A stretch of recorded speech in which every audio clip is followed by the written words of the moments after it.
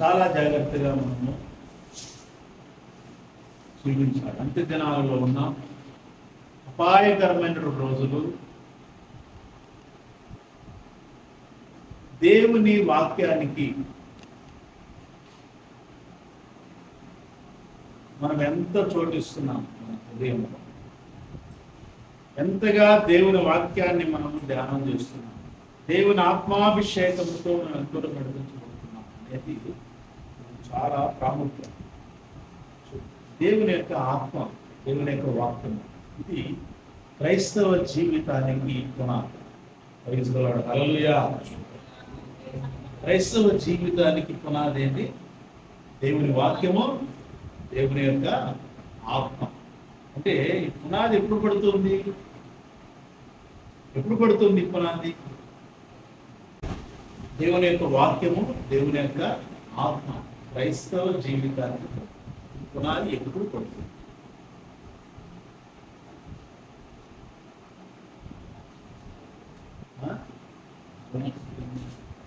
మారు మనస్సు పొందిన, మారు మనస్సు పొందడం.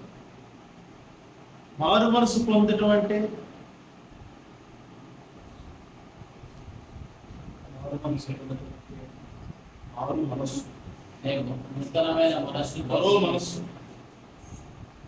ఉన్నటువంటి మనస్సు కాకుండా ఇంకొక మనస్సుని మనం పొందుకోవాలి. అంతే కదా మారు మనస్సు అంటే. అంటే మనం పొందుకోవాలి. పొందుకోవాలి అంటే అది ఎవరో ఇస్తున్నారని కదా అర్థం.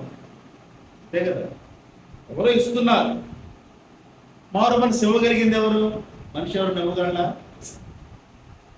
ఇవ్వగలడా మారు మనసు మనిషి? ఇవ్వలేదు.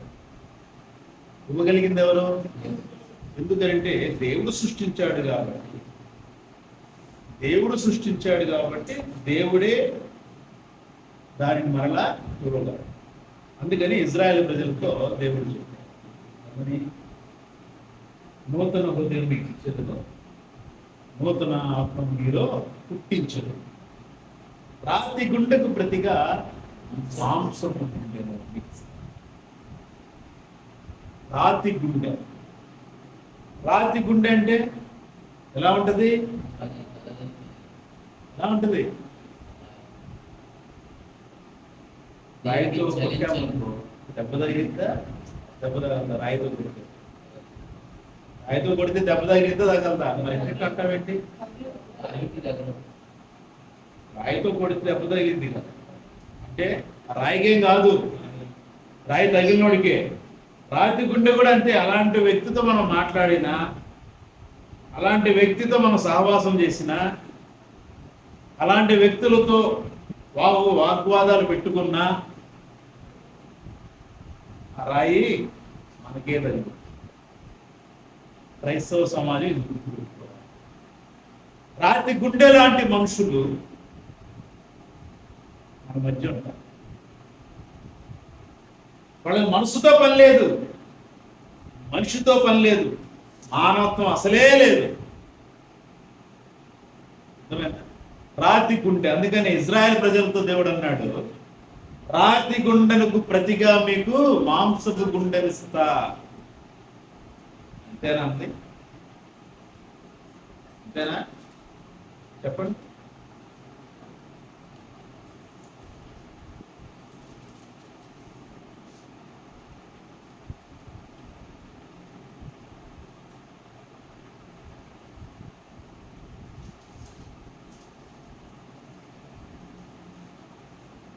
ఎహెజ్కేలు 11వ అధ్యాయం 19వ వచనం.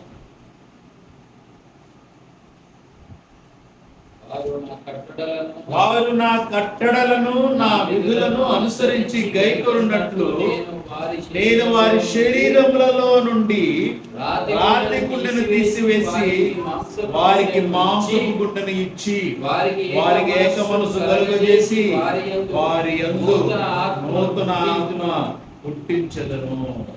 అప్పుడు వారు నాకు జనులై ఉందురు, నేను వారికి దేవుడనై ఉందును. Praise the lord. హల్లెలూయా.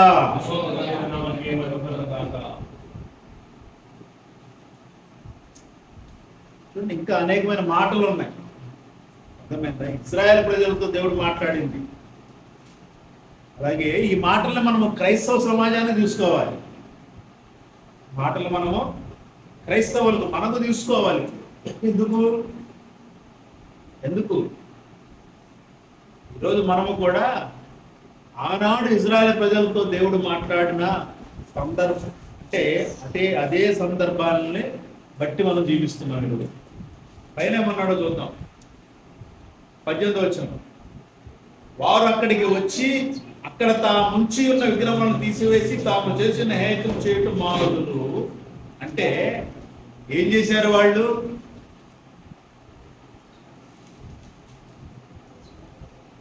ఏం చేశారు? హెజ్కేలుతో దేవుడు మాట్లాడుతున్నాడు వాళ్ళ గురించి, ఇజ్రాయెల్ ప్రజల గురించి. అన్యుల దేశంలో వాళ్ళు ఉన్నారు. అన్యుల దేశంలో వాళ్ళు ఉన్నప్పుడు ఇజ్రాయెల్ ప్రజలు ఎలా ఉండాలి? దేవుడిచ్చిన ఆజ్ఞల ప్రకారం ఉండాలి. అలా కాకుండా దేవుడు అక్కడ పెట్టాడని చెప్పి వాళ్ళతో పాటు కలిసిపోయి వాళ్ళ యొక్క ఆరాధన ఆచార క్రమాలు వాళ్ళు చేయటం ప్రారంభించారు. దేవుడికి ఎలా ఉంటుంది? నేను ప్రత్యేకించి ఏర్పాటు చేసుకున్నాడు దేవుడు. విగ్రహారాధన చేస్తున్నటువంటి కుటుంబంలో నుంచి, సంతతిలో నుంచి బయటికి వచ్చినటువంటి అబ్రహాముని పిలుచుకొని అబ్రహాముతో వాగ్దానం చేసి ఆ వాగ్దానం నెరవేరిన తర్వాత అబ్రహాము అని పేరు మార్చి, ఇస్సాకు పుట్టిన తర్వాత నీ ఇప్పటి నుంచి అనేకులకు తండ్రివి నువ్వు, అనేక జనములకు నీవు తండ్రివి, కాబట్టి నీ పేరు ఇప్పుడు అబ్రాము కాదు అబ్రహాము అని మార్చాడు. ఇస్సాకు ద్వారా మళ్ళా యాకోబును ఏశావును పుట్టించాడు. సరే, ఏశావు జ్యేష్ఠత్వాన్ని అమ్మేసుకున్నాడు, వెళ్ళిపోయాడు. ఇస్సాకు యాకోబును ముంచి యాకోబు ద్వారా 12 గోత్రికులు, వాళ్ళు ఇజ్రాయిల్. యాకోబు దేవునితో పోరాడాడు, మనుషులతో పోరాడాడు, గెలుచుకున్నాడు. నీవు దేవునితో పోరాడావు కాబట్టి ఇక నుండి నీ పేరు ఇజ్రాయేల్, యాకోబు కాదు. దేవునితో పోరాడి ఆశీర్వాదాలు పొందుకున్నాడు. ఇజ్రాయేలుగా మార్చబడ్డాడు. ఇజ్రాయేలుగా మార్చబడ్డది అతనికి 12 మంది గోత్రికులు, కదా, 12 మందిని ఏర్పాటు చేసుకున్నాడు దేవుడు. 12 జాతులను, 12 గోత్రికుల్ని ఏర్పాటు చేసుకున్నాడు. ఇజ్రాయేల్ ప్రజలు జాతులు కాదవి, ఒకే జాతి, ఇజ్రాయేల్ జాతి. ఇజ్రాయేల్ జాతుల్లో ఏంటంటే 12 మంది కుమారులు, 12 మంది కుమారులకి వాళ్ళ పేర్లే వాళ్ళ గోత్రాలు, ఓకేనా? ఇజ్రాయేల్. అలా వచ్చింది ఇజ్రాయేల్ దేశం. ఇజ్రాయేల్ దేశము అలాగే ఆ పేరుతో ఏర్పడింది. అక్కడ నివసించవలసిన వారందరూ కూడా ఇజ్రాయేల్ అంటే యాకోబు యొక్క సంతతి నివసించాలి. అలా దేవుడు ఏర్పాటు చేసుకొని ఆ తర్వాత మోషేని పంపించి ఐగుప్తులో బానిసలుగా ఉన్నప్పుడు వారిని విడిపించి సీనాయి పర్వతం దగ్గర ఆజ్ఞలు ఇచ్చి దేవుడు మోషేతో మాట్లాడుతుంటే ఐగుప్తు నుంచి వచ్చిన అలవాట్లు పోకుండా వీళ్ళందరూ ఏం చేస్తున్నారు? బంగారు దూడను తయారు చేసుకున్నారు. చూడండి, దేవుడు ఆదామును సృష్టించిన తర్వాత, ఆదాముని నిర్మించిన తర్వాత, ఆదాము ప్రక్కడెముకల నుంచి అవ్వమును తీసిన తర్వాత వారిద్దరిని ఆశీర్వదించాడు దేవుడు. అపవాదిగాడు, సర్పంగాడు, పాముగాడు వచ్చి అవ్వమును మోసపుచ్చుతాడు. ఆదాము దగ్గరికి రాలేకపోయాడు, ఆదామును మోసపుచ్చలేకపోయాడు. కారణం, దేవుని అమ్మతో ఉన్నాడు. మరి అవ్వమ్మ లేదా? అవ్వమ్మ ఆదాము ప్రక్కలో నుంచి వచ్చింది కానీ దేవుడు స్వయంగా తయారు చేసింది కాదు. ఆదాము ప్రక్కలో సాటి సహాయముగా తీసుకొచ్చాడు. అందుకనే ఆమె ఆదాములో నుంచి వచ్చింది. ఆదాము దేవుల్లో నుంచి వచ్చాడు. అంటే దేవుని యొక్క జీవము తనలోనికి ప్రవేశింపజేయదు. అందుకనే ఆదాము దేవుడు ఏమన్నాడు? మన స్వరూపం ముందు మన పోలికలు నరులను చేద్దాం, వారు సమస్తాన్ని ఏలతారు.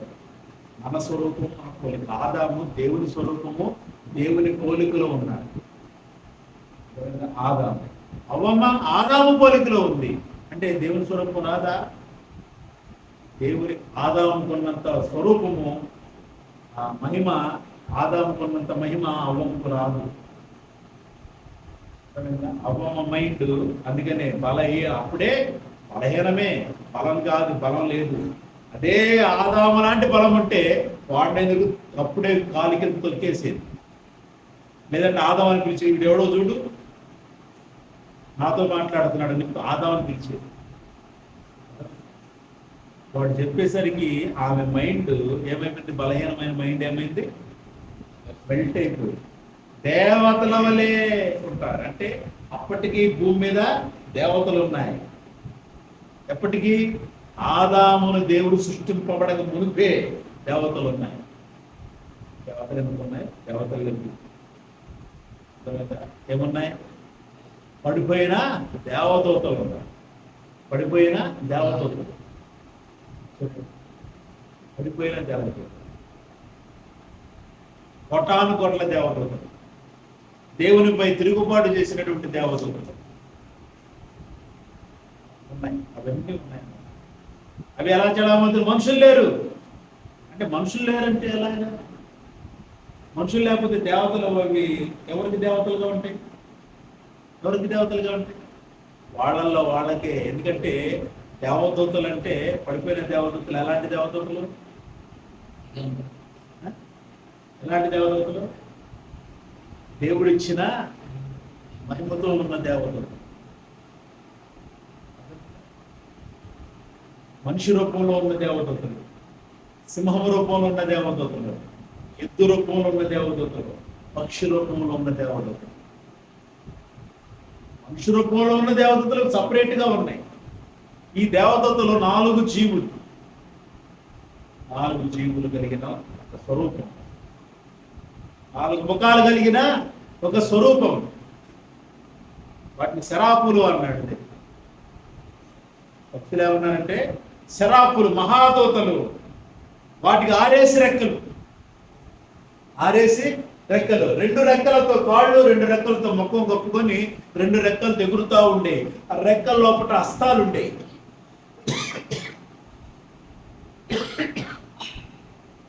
ఆ రెక్కల లోపల హస్తాలు ఉండేవి. అంటే సింహముఖం ఉండేది, రెక్కలు ఉండేవి, లోపల హస్తాలు ఉండేవి, రెక్కల లోపల కన్నులు కూడా ఉండేవి. పక్షి రూపము 2 రెక్కలు, వాటికి 2 రెక్కలు ఉండేవి. ఓకేనా? లోపల హస్తాలు ఉండేవి. ఇదంతా చెప్తే ఏం చెప్పాలి?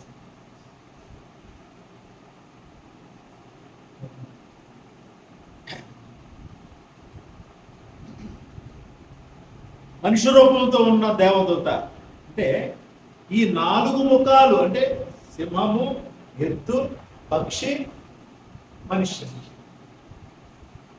మామూలు కాళ్ళు, చేతులు. వీళ్ళు పడిపోయినప్పుడు విడిపోయారు ఎవరికి వాళ్ళు.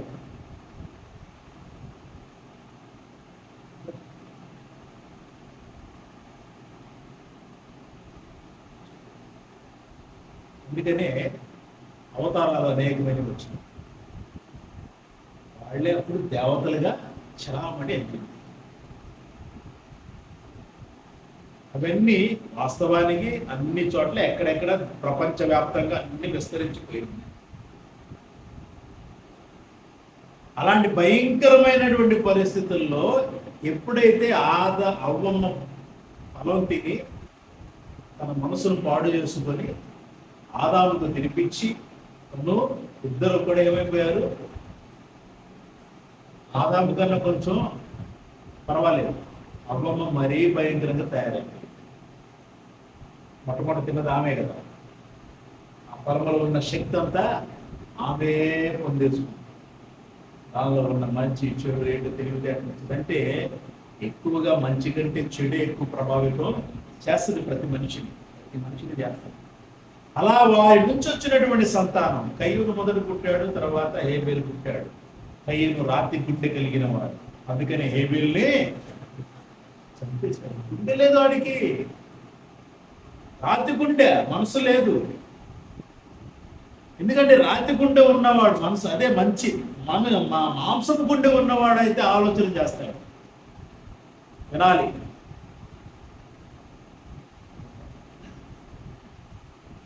మాంసపు గుండె ఉన్నవాడికైతే ఆలోచనలు తట్టుతాయి. రాతి గుండె ఉన్నవానికి ఆలోచనలు ఏడ నుంచి వస్తాయి చెప్పండి? గుండె రాతిదైతే మెదడు పనిచేయద్దు, మెదడు కూడా ఎక్కడ పనిచేస్తుంది? రాతి గుండె ఉన్నవానికి మెదడు ఎలా పనిచేస్తుంది? రాతి గుండెలో నుంచి రక్త ప్రసరణ జరిగిందా? మరి ఏం జరిగింది? ఏం జరిగింది? రాతిలో ఏముంటుంది? జీవం ఉంటుందా? జీవం ఉండదు. ఎందుకు ఉండదు? కారణం ఏంటి? అది ఎండిపోయినటువంటి ఒక వస్తువు, అది గట్టిగా ఉండేటువంటి ఒక వస్తువు, దానిలో జీవం ఉండదు.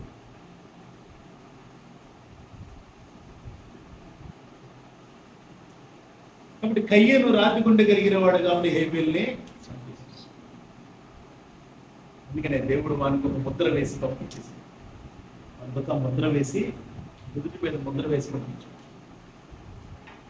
ఒకసారి ధ్యానం చేశాను చాలా రోజులు. ముద్ర ఏంటి అని ఎక్కడా లేదు బైబిల్లో. ముద్ర ఏంటి? ముద్ర ఏంటో కనిపెడదామని వేస్తే కనిపెట్టలేకపోయాం. దేవుడు తెలియజేశాడు. ఏంటి అది? సముద్ర ఏంటది?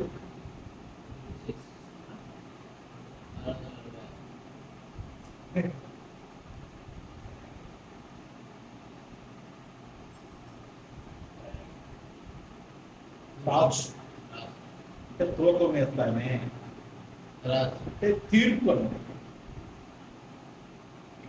తీర్పుకు సంబంధించిన ముద్ర వేయబడింది.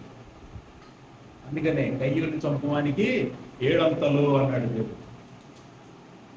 ఓకే, కయ్యూను. ఆ తర్వాత హేబేలు లేడు కదా, తర్వాత పిల్లలు పుట్టారు. పిల్ల పుట్టిన తర్వాత అందులో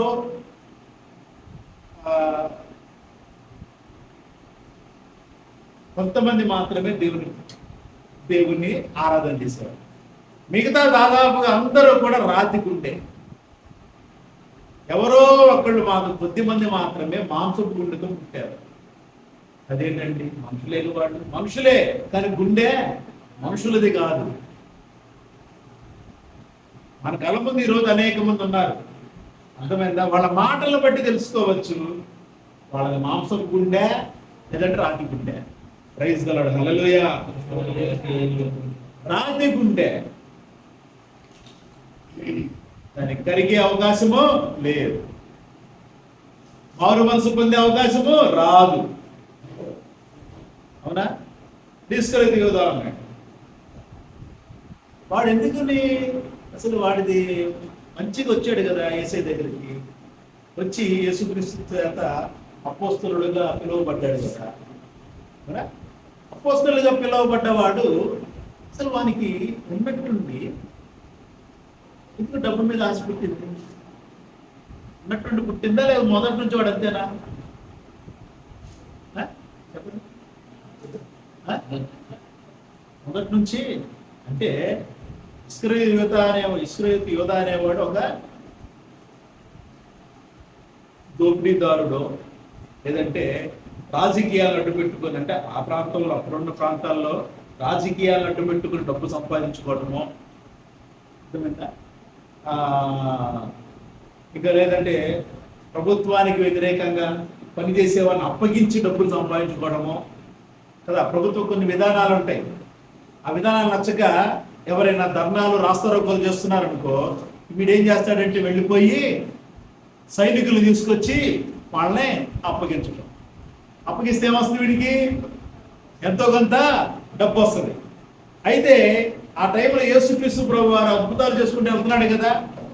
దీనికంటే ఇలా చేయటం కంటే ఆయన వెనకాల ఉంటే బోళ్ళంతా డబ్బు వచ్చేటట్టు ఉందని చెప్పి వాడు ఏం చేశాడంటే వాళ్ళందరూ వదిలిపెట్టేసి నేను యేసు శిష్యుడిగా మారుతున్నా అని చెప్పేసి వచ్చాను. యేసు శిష్యుడిగా మారుతున్నా అని చెప్పేసి వచ్చేసి యేసుక్రీస్తు శిష్యుడిగా నీ శిష్యుడిగా ఉంటానని చెప్పి చేరాడు. చేరితే యేసుక్రీస్తు ఏం చేశాడు? వాడిని ఏం చేశాడు? అపోస్తలుని చేశాడు. అపోస్తలుని చేశాడు. పంచుకున్నాడు బాగానే, నటన అన్నమాట. ఈరోజు చాలా మంది క్రైస్తవులు నటిస్తున్నారు తెలుసా? క్రైస్తవులుగా నటిస్తున్నారు. క్రీస్తుంటుడు నటించడానికి ఏమైంది? క్రీస్తుంటే జీవించాలి క్రీస్తులో. కాబట్టి అది మరి అమ్మో అలా జీవించడం చాలా కష్టం కదా.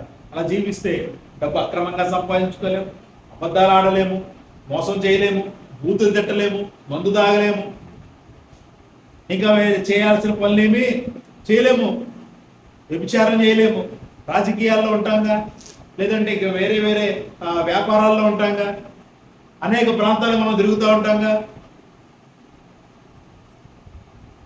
చూడండి, క్రీస్తు నడ్డును పెట్టుకున్న ఇస్కరియోతు యోధాలు, వానికి రాతిగుండె అయిపోయింది. ఇప్పుడు యేసుక్రీస్తు ఎప్పుడైతే అద్భుతాలు చూసుకుంటూ వెళ్తున్నారో ఆయన వెంట వచ్చేవారు దాదాపుగా ధనికులై ఉన్నవారు ఉన్నారు. ధనికులై ఉన్నవారు ఉన్నారు. వీడేం చేశాడంటే ఎవడు ఇవ్వకముందే డబ్బు సంచి దగ్గర పెట్టుకున్నాడు. ఎవరు ఏదన్నా ఇస్తే అందులో వేసుకోవటం, ఇంటికి వెళ్ళేటప్పుడు తీసుకొని వెళ్ళటం, అందులో కొంత తీసుకొని ఇంట్లో దాచుకొని మిగిలింది తేవటం, లేదంటే వెళ్ళేటప్పుడే కొంత దాచుకొని తీసుకొని వెళ్ళటం, ఏదో ఒకటి చేస్తూ ఉంటాడు అన్నమాట. ఇలా వాడు పెరిగే కొద్ది ఏమైపోయిందంటే వాడి గుండె రాతి గుండె అయింది. గుర్తుపెట్టుకోండి, దేవుని వాక్యము, దేవుని యొక్క వాక్యాన్ని ధ్యానం చేయకపోతే, దేవుని యొక్క ఆత్మాభిషేకముతో నడవకపోతే, ఎప్పుడైతే మనం నెగ్లెక్ట్ చేస్తామో రాను రాను మన గుండె అలా మారిపోదు, రాతి గుండెలా మారిపోదు. అర్థమైందా? నిద్రతో ఏమర్థమైంది? కోడలు చెప్పుకోవాలి నేను. నిద్ర వస్తే ఎవరు చెప్పుకోవాలి? రాత్రి గుండెలకు చెప్పుకోవాలి. వాళ్ళంటే అయ్యే కదా, అవునా? ఇప్పుడు నేను ఎవరికి చెబుతున్నా? అయితే రాళ్ళకేగా అనుకుంటున్నారు. రాళ్ళ గురించి రాళ్ళకి చెప్పుకుంటే ఏం ఉపయోగం?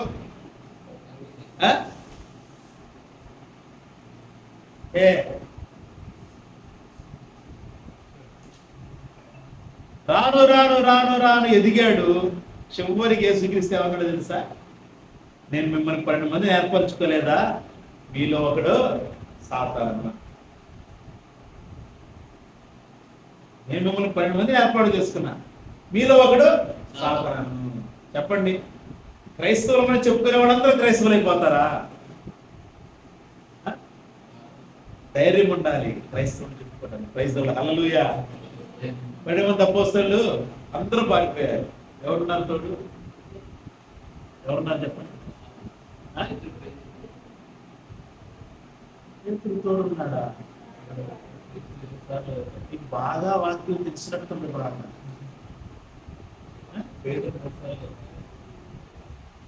చెప్పండి, పేతురు తోడున్నాడా? ఎవరు తోడున్నాడు? ఎవరు తోడు లేదు, ఆగిపోయారు. కానీ తర్వాత యోహాను వచ్చాడు. అర్థమైందా? తర్వాత యోహాను వచ్చాడు. యోహాను ఎందుకు వచ్చాడు? యోహాను చుట్టాలు అధికారంలో ఒకడు కాబట్టి ఆ అధికారిని వెంట పెట్టుకొని లోపలికి ప్రవేశించాడు. ఏం జరుగుతుందో చూద్దామని. అధికారితో ఉంటే యోహాన్ని ఏమన్నారు కదా. యోహాన్ ధైర్యవంతుడే, పారిపో ఆ టైంకి వెళ్ళిపోయాడు. వెళ్ళిపోయి అది మిగతా వాళ్ళు పారిపోయారు, వాళ్ళతో పాటు వెళ్ళిపోయి ఏం చేశాడు? మళ్ళీ వచ్చాడు. మళ్ళీ వచ్చి లోపలికి వెళ్ళాడు, అధికార మందిరంలోనికి వెళ్ళాడు. కానీ పేతురు బయటే ఉన్నాడు. అధికార మందిరానికి బయట దూరంగా ఎవరు చూస్తారేమో అని చెప్పి ముసుగేసుకున్నట్టు ఇటు తిరుగుతా. అర్థమైందా? అప్పటికీ ఒక అమ్మాయి చూసింది. నువ్వు ఆయన శిష్యుడు అంటే కాదు అంటాడు. ఇది ఎక్కడ వచ్చి పోవాలా, ఇంకెవరు చూస్తారని చెప్పి ఇంకో చోట వచ్చి కూర్చుంటే అక్కడ ఉంటారు. అక్కడ ఉన్న వాళ్ళు కూడా సైనికులు అడుగుతారు, నువ్వు యేసుతో పాటు ఉన్నావు కదా, నాకు తెలుసు, నేను చూశానంటే లేదు లేదు నాకు తెలియదు, ఆయన ఎవరో నాకు తెలియదు. ఇంకో చోటకి వెళ్ళేసరికి అప్పుడే యేసుక్రీస్తు ప్రభు వారిని బయటికి తీసుకుంటారు. బయటికి తీసుకున్న మూడోసారి అంటాడు, లేదు లేదు ఆయన ఎవరో నాకు తెలియదు, ఆయన ఎవరో నాకు తెలియదు అంటే వెంటనే ఏమైంది, వాడికి వస్తారో వాడికి అర్థమైపోయింది, పేతురు అయిపోయింది. అదే పరిస్థితి చూడండి. క్రైస్తవ సమాజం అలా ఉంది. జాగ్రత్తగా క్రైస్తవులే ఏం చేస్తారు తెలుసా, మనల్ని పట్టిస్తారు. క్రైస్తవులే మనల్ని ఉరికొమ్ము ఎక్కిస్తారు. ఎందుకు? అదే జరిగింది ఆ టైం. ఇప్పుడు యేసుక్రీస్తుని అప్పగించింది ఎవరు? ఇస్కరియోతు యోధ. అది దేవుని చిత్తం, తండ్రి ఏర్పాటు చేసిందే. అర్థమైందా? తండ్రి ఏర్పాటు లేకుండా ఏది మన జీవితాల్లో జరగదు. మనము దేవుని వాక్యము ఆత్మతో ఉంటే మనకు మన ఆత్మకు చాలా మంచిది. దేవుని వాక్యము దేవుని ఆత్మ మనలో లేదనుకోండి, తండ్రి చిత్తంలో మనకి ఏది జరిగిన అంటే ఏదన్నా ప్రాణాపాయ స్థితి వచ్చి ప్రాణాలు పోతే దేవుని ఆత్మ వాక్యం లేనప్పుడు దేవుని రాజ్యానికి వెళతామా? మరి తండ్రి చిత్తంలో మనము గుండె చనిపోయినా అంటే ఏదైనా యాక్సిడెంట్లో పోయినా ఏమైనా అయినా దేవుని రాజ్యానికి వెళ్ళకపోతే ఇక క్రైస్తవ జీవితానికి మనం క్రైస్తవ జీవితంలో ప్రతికి ఏ ఉపయోగం? ఇంకొక వాక్యం చూపిస్తాం. ప్రకటన గ్రంథము 5వ అధ్యాయము 9వ వచనం. ప్రకటన 6వ అధ్యాయము 9వ వచనం. ప్రకటన 6:9 చూడండి.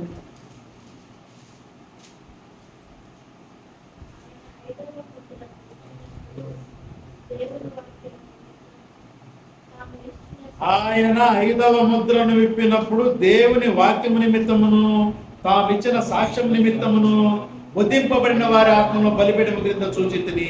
వారు నాథా సత్యస్వరూపి పరిశుద్ధుడా ఎందాక తీర్పు తీర్చకయు మా రక్తము నిమిత్తము భూనివాసులకు ప్రతిదండన చేయకయు ఉండవని బిగ్గరగా కేకలు వేసిరి.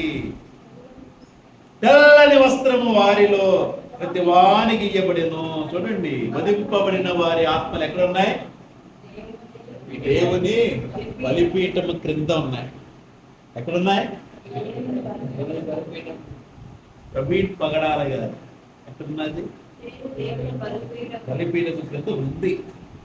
5వ ముద్ర విప్పినప్పుడు వారందరితో కలిసి ఈయన కూడా కేకలు వేస్తాడు, నాదా సత్యస్వరూపి ఎందాక తీర్పు తీర్చడం భూనివాసులు.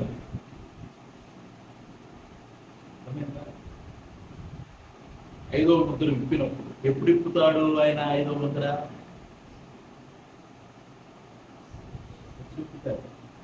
దానికి కొన్ని సూచనలు ఉన్నాయి. శాంతి శాంతి శాంతి అని చెప్పి ఒకడు లోకాల్లోకి వస్తాడు. అది మొదటి ముద్ర. ప్రభు మొదటి ముద్ర విప్పినప్పుడు అర్థమైందా? శాంతి దూత వస్తాడు. శాంతి దూత వచ్చి ఏం చేస్తాడు? ప్రపంచ దేశాలన్నిటిని ఒక తాటి మీదకి తీసుకొస్తాడు. దాన్ని ఒక తాటి మీదకి తీసుకొస్తాడు. తాటి మీదకి తీసుకొచ్చిన తర్వాత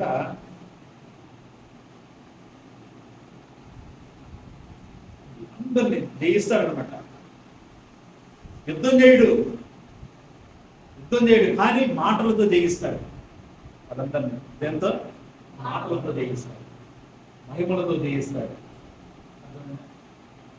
మరి మన వాళ్ళకి, మన ఇండియన్స్ కి మహిమలు అంటే చాలా ఇష్టంగా ఉన్నాయి కదా. ఏ ఊరు ఎక్కడ ఏ భావ తయారైనా వెళ్ళిపోతారు. వాడు ఏం చేస్తాడో మనకు అవసరం లేదు, మనకు అనవసరం. వాడు బాబాయ్ అయితే చాలు.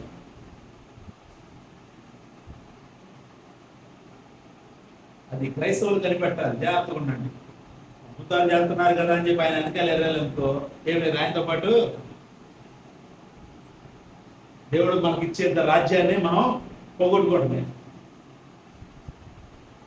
తెల్లని గుర్రం మీద వస్తాడు. ఏ గుర్రం? తెల్లని గుర్రం. దాని మీద ఒకడు విల్లు పట్టుకొని కూర్చుని ఉన్నాడు. తెల్లని గుర్రం. ఎవరు వచ్చేది?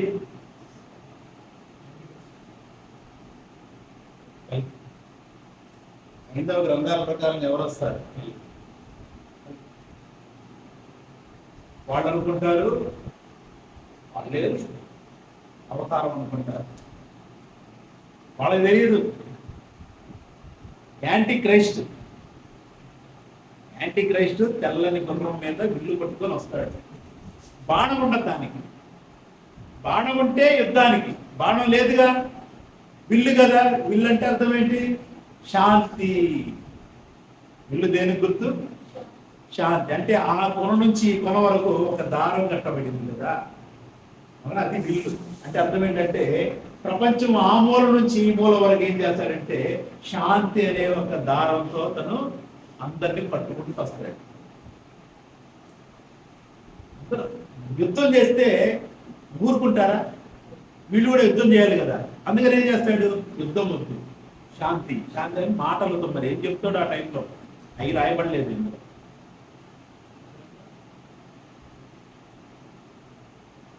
అదే జరుగుతుంది. అదే జరుగుతుంది. మెల్లగా వచ్చారు. ఒక 5 ఏళ్ళు అయిపోయింది. అర్థమైందా? 5 ఏళ్లలో ఒక పాలసీ తీసుకొచ్చారు. మెల్లగా ఇంకొచ్చి వచ్చారు. ఇంకో 5 ఏళ్ళు అయిపోయింది. మెల్లగా వచ్చారు. ఇంకో 5 ఏళ్ళు అవుతా ఉంది. ఏం జరుగుతుంది? గత గడిచిన 5 ఏళ్లలో ఏం జరిగింది? మణిపూర్లో భయంకరమైన హింస అయిపోయింది. పడ్డారు ఆంధ్రప్రదేశ్లో పడ్డారు. ఆంధ్ర, తెలంగాణ, తమిళనాడు, ఈ రాష్ట్రాల్లో ఇప్పుడు వాళ్ళకి కావాల్సిన గొడవలు జరగాలి. వాళ్ళకి టార్గెట్ ముస్లిమ్స్తో పెట్టుకుంటే భయంకరంగా ఉంటుంది. కాబట్టి మారు మాట్లాడకుండా చచ్చిపోయేది వాళ్ళు. మారు మాట్లాడి చచ్చిపోతున్నా మాట్లాడరు. వాళ్ళకి తెలుసు. మరి మనవాళ్ళు ఎలా ఉంటారు? మాట్లాడేవాళ్ళు మాట్లాడతారు. వాళ్ళకి ఇంకా థ్రెట్ వస్తూనే ఉంటుంది. ఇంకొంతమంది మాట్లాడరు, సైలెంట్గా ఉంటారు. కొందరు ప్రార్థన చేస్తారు, కొందరు ప్రార్థన చేయరు.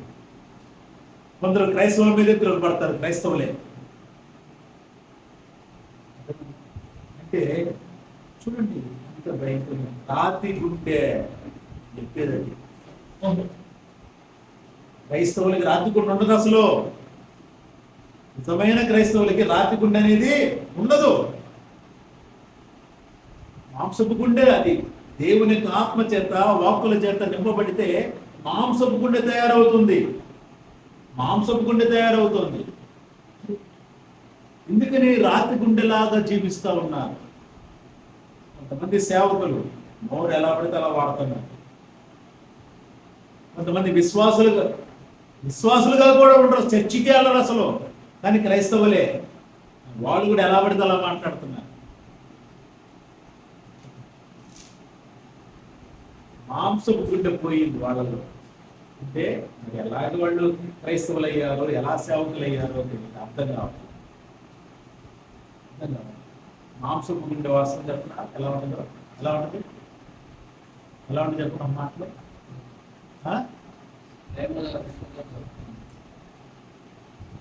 ప్రేమ పుట్టి కాదు. ఆ ప్రేమతో ప్రార్థనాపూర్వకంగా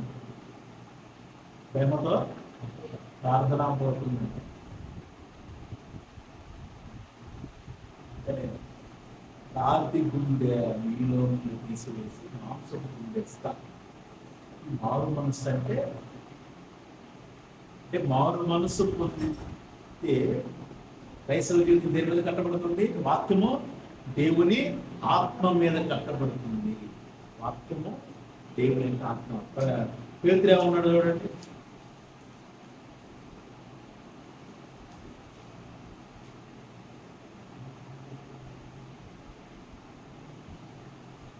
మొదటి పేతురు 2వ అధ్యాయం. ప్రభు దయాళుడని మీరు రుచి చూచి ఉన్నాడల సమస్తమైన దుష్టత్వమును, సమస్తమైన కపటమును, వేషధారణను, అసూయను, సమస్త దూషణ మాటలను మాని వృత్తిగా జన్మించిన శిష్యులను పోలిన వారై నిర్మలమైన వాక్యమును పాలన వలన రక్షణ విషయములు ఎదుగు నిమిత్తము ఆ పాలన అపేక్షించుడి. ఆ పాలన అపేక్షించుడి. దేనికి అపేక్షించాలి? రక్షణ విషయంలో ఎదుగు నిమిత్తం. కొత్తగా జన్మించిన శిశువులను పోలిన వారై. అంటే కొత్తగా జన్మించిన శిశువులు ఎలా ఉంటారు? వాళ్ళకి తెలుసా అసూయ, వాళ్ళకి తెలుసా కపటం, వాళ్ళకి తెలుసా ద్వేషం, వాళ్ళకి తెలుసా దూషణ, కపటం తెలుసా, వాళ్ళకి వేషధారణ తెలుసా, పిల్లలకి అప్పుడే పుట్టిన పిల్లలకి తెలుసా? అలా మారండి. కొత్తగా జన్మించిన శిష్యులను పోయిన నిర్మలమైన వాక్యమును పాలన వల్ల రక్షణ విషయంలో. అంతే కదా, స్వచ్ఛమైన పాలు, తల్లి పాలు తాగుతూ వాళ్ళు మెల్లిగా ఎదుగుతూ ఉంటారు. తల్లి పాలు అందుకే శ్రేష్టం అంటారు. ఎందుకు? తల్లి పాల నుంచి బలం వస్తుంది వాళ్ళకి, ఎముకలకు బలం, కండరాలకు బలం. సరిగా తల్లిపాలు సరిగా ఇవ్వనుకోండి, ఆహారం ఆమెకి ఎక్కువ ఆహారం ఉంటే, మంచి ఆహారం ఉంటే తల్లిపాలు సరిగా వస్తాయి. ఆమెకే సరైన ఆహారం లేదనుకోండి, ఎలా పడతారు? చెప్పాలి, ఎలా పడతారు?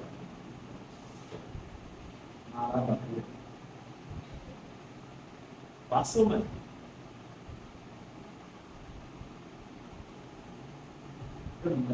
ఎముక ఇలా పట్టుకుంటారు, కారణం ఏంటి? తల్లికి సరైనటువంటి ఆహారం లేక, ఆమె నుంచి వచ్చే పాలలో నుంచి బిడ్డకి సరైనటువంటి పోషణ లేక, పౌష్టికమైన పాలు రాక,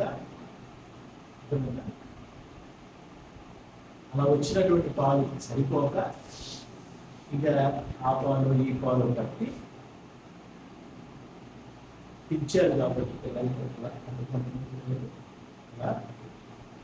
ఎముకల బలం లేకుండా ఉంటారు. అలాగే ఇప్పుడు ఇక్కడ ఏమంటున్నాడు? నిర్మలమైన వాక్యమును పాలన వలన రక్షణ విషయంలో ఎదగటానికి వాటిని తీసుకోవాలి. రక్షణ విషయంలో ఎదగాలి. నువ్వు, నేను రక్షించబడ్డాను అనే విషయంలో ఎదగాలి. రక్షణ పొందుతున్నవాడు చచ్చిపోతే ఏమైంది? ఏమైంది? రక్షణ పొందుకున్నావు, ఇంకేంటి? ఏం కావాలి ఇంకా నీకు ఈ లోకంలో? అందుకనే తెగింపు ఉండాలి. దేనికోసం? క్రీస్తు కోసం జీవించడానికి తెగింపు కావాలి. ప్రైజ్ ది లార్డ్, హల్లెలూయా. ఏమైనా పర్వాలేదు, నాకు వాక్యాన్ని క్రైస్తవుడిగా నేనే జీవించాలి, క్రైస్తవుడిగా నేను చనిపోవాలి. క్రీస్తు నిమిత్తం. అందుకని ఆయన అంటాడు, నా నిమిత్తం మిమ్మల్ని నిందించి హింసించి మీ మీద అబద్ధముగా చెడ్డ మాటలల్లా పలుకున్నప్పుడు మీరు ధన్యులు, మీరు సంతోషించి గంతులు వేయండి. ప్రైజ్ ది లార్డ్, హల్లెలూయా. ఈరోజు ఎవరికి లేదా? సంతోషించి గంతులు వేయాలి. ఇదేంద్ర నాయన, సంతోషించి గంతులు వేయడం రాయేంద్ర బాబు. నేను తిడతాను. ఎవరిని తిడుతున్నావు నువ్వు? ఎవరిని తిట్టేది? ఎవరిని తిడుతున్నావు? నువ్వు అశోక్ కుమార్ అనుకుంటున్నావు. తిట్టేది అశోక్ని కాదు, ఎవరిని?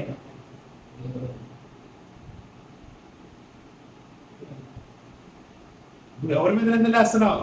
నిన్ను సృష్టించిన సృష్టికర్త మీద నిందలు వేస్తున్నావు.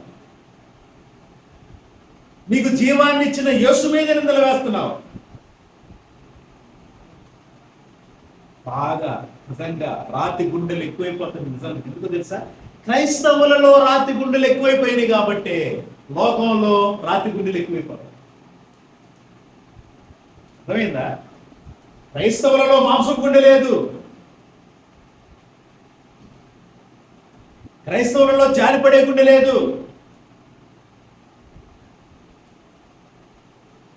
అంటే అస్సలు లేదంటారా? ఉన్నవాళ్ళు ఉన్నారు, లేని వాళ్ళ గురించి నేను మాట్లాడదు. లేని వాళ్ళు ఎక్కువ, మాంసపు గుండె లేని వాళ్ళు ఎక్కువ. 100 మందిలో 90 మంది రాతి గుండె. 100 మందిలో 90 మంది రాతి గుండె, 10 మందే కదా మాంసపు గుండె. ఈ మాంసపు గుండె కూడా ఆ బాధ, ఈ బాధ, ఆ శోధన, ఈ శోధన, వాటిని చూడటమే సరిపోయాయి. ప్రార్థనకు సమయం ఏంటి, వాక్యాన్ని ధ్యానం చేయడానికి సమయం ఏంటి కదా, మనకి సమయమే సరిపట్ల పని చేయడానికి. మనం చేసే పనిలో కూడా సమయం సరిపట్ల మన ప్రార్థన ఆడిది అంటే మనం అంతే అవునని అనుకుంటాం. మనం మారడానికి సాహసం అవునా అంటమే.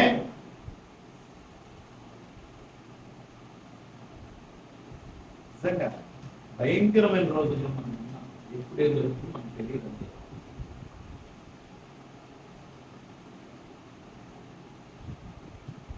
చాలా జాగ్రత్తలు ఉంటారు. ఒకటి, బైబిల్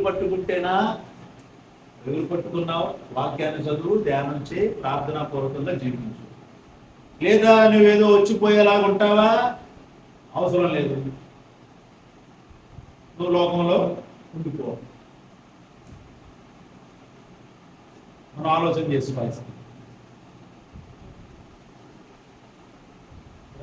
తర్వాత ఏమంటున్నాడు, మనుషుల చేత సబ్జెక్టుబడినను దేవుని దృష్టికి ఏర్పరచబడినది అమూల్యమును సజీవమైన రాయకు ప్రభువునందుకు వచ్చిన వారై యేసుక్రీస్తు ద్వారా దేవునికి అనుకూలములకు ఆత్మ సంబంధమైన బలులు అర్పించుటకు పరిశుద్ధ యాచకులుగా ఉండనట్లు మీరును సజీవమైన రాళ్ళ వలె నుండి ఆత్మ సంబంధ మందిరముగా కట్టబడుచున్నారు. ప్రైజ్ ది లార్డ్, హల్లెలూయా. అర్థమైందా? క్రైస్తవ జీవితానికి పునాదులు ఏంటి? పునాదులు వాక్యము, దేవుని ఆత్మ. అది నేను చెప్పింది. అంటే ఎలా కట్టబడాలి? ఆత్మ సంబంధమైన మందిరముగా కట్టబడాలి. ఎలా కట్టబడతాం? వాక్యము, దేవుని ఆత్మ ద్వారా కట్టబడతాం. ప్రైజ్ ది లార్డ్, హల్లెలూయా. ఈ ఆత్మ సంబంధ మందిరముగా తయారయిన తర్వాత చెప్పండి, తయారైపోయింది. ఈ మందిరాన్ని ఎవరు కూల్చేశారు అనుకో, ఏమైంది? ఈ ఆత్మ మందిరాన్ని కూల్చేశారు ఎవరైనా, ఏమైంది చెప్పండి? ఏమైంది? వాళ్ళు కూల్చేది ఆత్మ మందిరాన్ని. మనం ఆత్మ మందిరంలో తయారయ్యాం మనం. వాడు ఈ మందిరాన్ని ఏం చేశాడు? కూల్చేశాడు. ఆత్మ మందిరం ఏమైంది? కూలిపోదు కదా. వాడు కూల్చేదేంటి? వాడి కంటికి కనబడేది ఏంటిది? భౌతికపరమైన ఒక శరీరం మాత్రమే. భౌతికపరమైన ఆలయం అంటే వాడికి ఆలయం తెలియదు. వాడే ఆలయం వాడికే తెలియదు. ఈ ఆలయాన్ని కూల్చాలనుకునే వాడికే తెలియదు. నేను కూడా ఒక ఆలయం కదా అనుకోడాడు. ఎందుకు? వాడికి ఆ బోధ లేదు. వాడికి దేవుడి గురించి తెలియదు. ఒకటే తెలుసు వాడికి తెలిసింది ఒకటే, క్రైస్తవుల్ని నాశనం చెయ్యాలి అంటే వాడికి తెలిసింది. కారణం ఏంటి? రాతి గుండె. ఆ గుండెకు విలువలు లేవు, విలువలు తెలియదు. ఆ గుండెకు ఒకటే తెలుసు అంతే.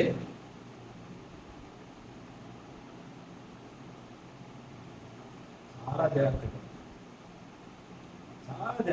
దేవుని ఆత్మ చేత, వాక్కుల చేత కట్టపడాలంటే నువ్వు దేవుని వాక్యముతో, ఆత్మతో ఉండు. నీలో నుంచి ఆత్మ బయటికి ప్రవహించని నీ కుటుంబంలో అద్భుతాలు జరుగుతాయి. ప్రైజ్ ది లార్డ్, హల్లెలూయా. అది రావట్లేదు కదా. ఎంతకాలం, ఎన్నేళ్ళు అవుతుంది మనం దేవుని సన్నిధిలో? ఎన్నేళ్ళు అవుతుంది?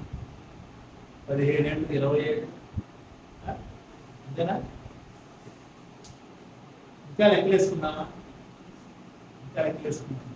దేవునితో ఎక్కువ గడపడానికి, అది వాక్యానుసారంగా గడపడానికి, వాక్యం అంటే ఆ ధ్యాసతో తప్ప మనం పొందలేమా? ఆ ధ్యాసతో ఉండాలన్న ఆలోచన మనకు రాదా? లాస్ట్ డేస్ లో ఉన్నాం. Ending days. చూడండి, అమెరికాలో ట్రంప్ వచ్చాడు, ఆర్థిక విధానాల్లో మార్పులు వస్తున్నాయి, అర్థమైందా?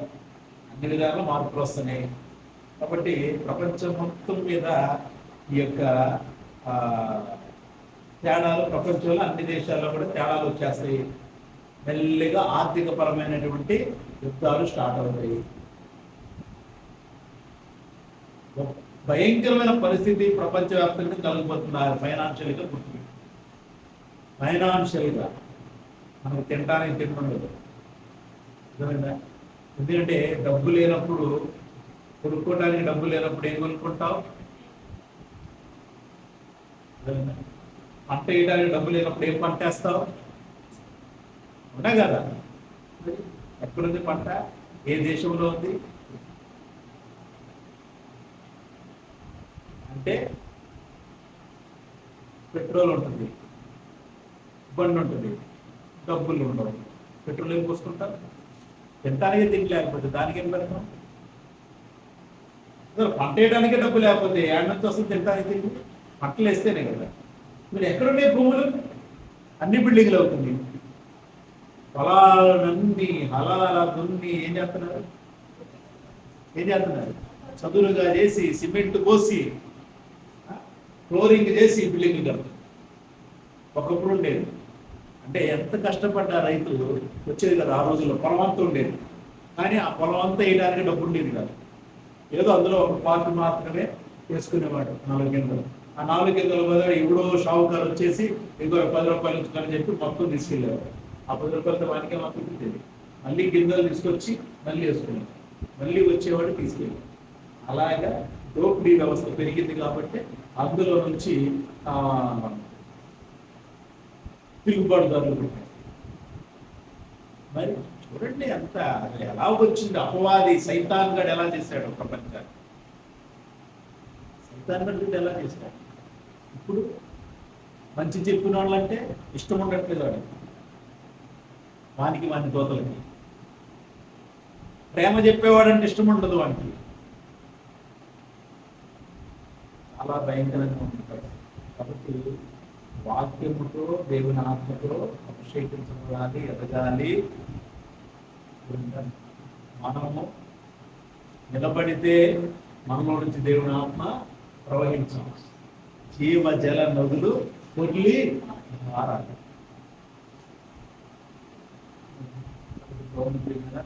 చాలా జాగ్రత్తగా తింటున్నాం. అంత్య దినాల్లో ఉన్నాం, అపాయకరమైన రోజుల్లో ఉన్నాం, భయంకరమైన రోజుల్లో ఉన్నాం. కాబట్టి ఈ మాటలను బట్టి మనం దేవునితో ఎక్కువ గడుపుదాం, ఎక్కువ దేవుని సన్నిధిలో ఉన్నాం, అనేకుల రక్షణ కొరకు ప్రార్థన చేద్దాం. దేవుడు రక్షిస్తాడు. సువార్త వాళ్ళకి చేరేలాగా ప్రార్థన చేద్దాం. కాబట్టి తాపన కోసం ఉండాలి, తాపత్రయ. దేవుడి మాటను ఆశీర్వదించి తన కృపలో తన ఆత్మను అభిషేకించి దేవుడు తన ఆత్మకు మహిమ తెచ్చుకున్నాం కాక. Amen. Praise the lord. Hallelujah. నీతి స్వరూపుడైన యెహోవా ఘనమైన నామానికి మహిమ కలుగును గాక. ఆమేన్.